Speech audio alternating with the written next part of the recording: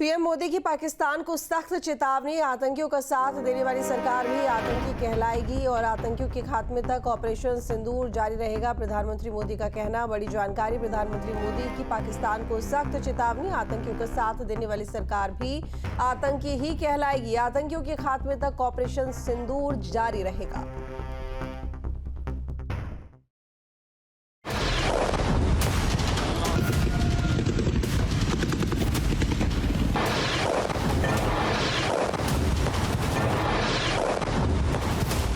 Operation सिंदूर के बाद भारतीय सेना ने एक बार फिर पाकिस्तान में तबाही के सबूत पेश किए हैं। तीनों सेनाओं ने साझा प्रेस कॉन्फ्रेंस की। प्रेस कॉन्फ्रेंस के दौरान एयर मार्शल ए के भारती ने कहा कि भारत की लड़ाई आतंकियों से थी, लेकिन पाकिस्तानी सेना ने इसे अपना बना लिया।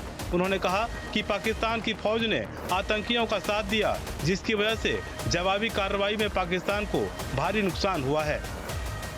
हमारी लड़ाई आतंकवाद और आतंकवादियों के खिलाफ थी, इसलिए 7 मई को हमने केवल आतंकवादी ठिकानों पर ही हमला किया था। पर अफसोस इस बात का है कि पाकिस्तानी सेना ने आतंकवादियों का साथ देना उचित समझा और इस लड़ाई को अपनी लड़ाई बना ली। इस परिस्थिति में हमारी जवाबी कार्यवाही अत्यंत आवश्यक थी और इसमें उनका जो भी नुकसान हुआ वे खुद इसके लिए जिम्मेदार हैं। ऑपरेशन सिंदूर पर एयर मार्शल ए के भारती ने कहा कि हमारा डिफेंस सिस्टम दीवार की तरह मजबूत है। पाकिस्तान इसे भेद पाने में पूरी तरह नाकाम रहा। उन्होंने कहा कि चीन और पाकिस्तान की लॉन्ग रेंज मिसाइलों को हमारे एयर डिफेंस सिस्टम ने हवा में ही मार गिराया। हमारी तरफ से हमारी एयर डिफेंस सिस्टम्स देश के लिए दीवार की तरह खड़ी थी और इसको भेदना दुश्मन के लिए नामुमकिन था।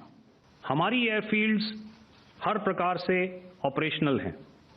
यही नहीं, पाकिस्तान के ड्रोन्स और वेपनाइज्ड यूएवीज से की गई हमलावर कोशिशें भी इस ग्रिड के कारण नाकाम हुई और जो बचे कुचे ड्रोन्स थे उन्हें हमारे शोल्डर फायर्ड हथियारों से मार गिराया गया।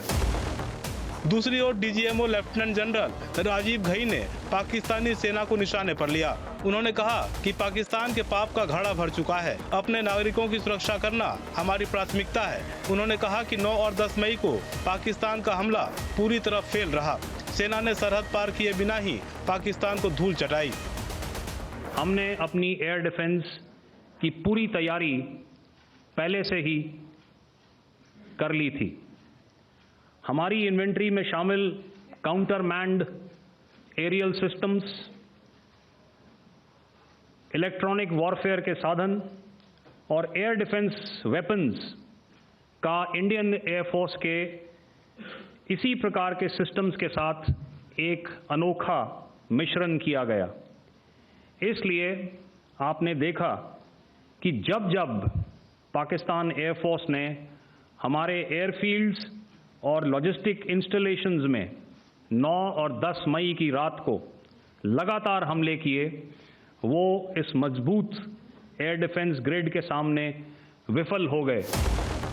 वाइस एडमिरल प्रमोद ने कहा कि हमारे एयरफील्ड पूरी तरह सुरक्षित और ऑपरेशनल है। भारत ने नई तकनीक से पाकिस्तान पर इस बार जोरदार प्रहार किया। पाकिस्तान के नूर खान एयरबेस को पूरी तरह तबाह किया गया। पाकिस्तान के किसी भी फाइटर जेट को पास नहीं आने दिया। सरल शब्दों में बोलूं तो कोई भी संदिग्ध और दुश्मन के हवाई जहाज को कैरल बैटल ग्रुप के कई 100 किलोमीटर पास आने का मौका नहीं दिया। Over the past few years, and most importantly, immediately after the cowardly incident by Pakistani-sponsored terrorist attack at Pahalgam, we had validated our anti-missile and anti-aircraft defense capability in a complex threat environment using cross-platform cooperative mechanism.